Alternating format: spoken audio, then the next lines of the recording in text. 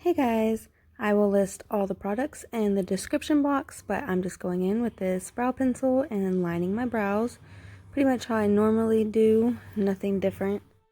Alice was beginning to get very bored.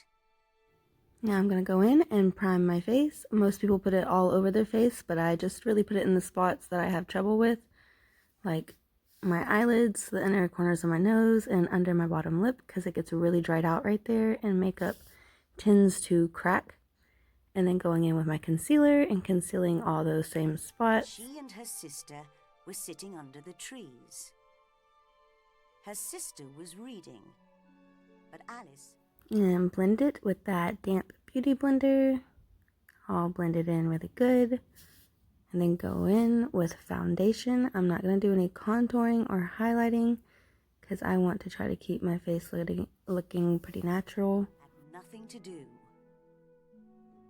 Once or twice, she looked into her sister's book, but it had no pictures or I'm going to go a little above my crease with a light blue shadow.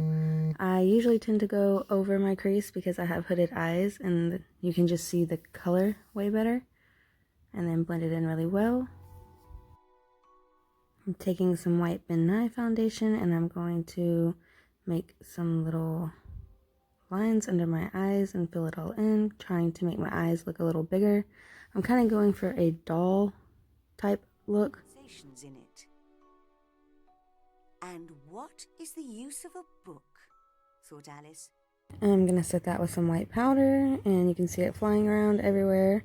Just dust all the excess off with a big fluffy brush. Without pictures or conversation. I'm gonna take the same blue shade I did in my eyes and go underneath that white, like you would underneath your regular line, but since we created a new eye, we're gonna just go underneath that. She tried to think of something to do, but it was a hot day. Now I'm taking a darker or more vibrant blue and going over that lighter color I already did because I didn't think it popped as much as I wanted it to. And just going under the bottom as well. And don't forget to blend. She felt very sleepy and stupid. I took pink for a little pop of color and put that in the inner corner and blended it really well in the middle and gave it a kind of purple gradient look. And then I did my brow bone with a little bit of white powder. She was still sitting and thinking when suddenly... I'm taking some Tarte blush, and instead of doing the apples of my cheeks, I'm going to really concentrate it on my nose and the sides of my cheeks right around my nose, kind of make it look like I have a cold. A white rabbit with pink eyes ran past her. There was nothing. And taking the same brow pencil I did my brows with and giving myself some little freckles. And then I'm going to blend those out with my finger a little bit, make them less harsh looking. Strange about seeing a rabbit. And Alice was not...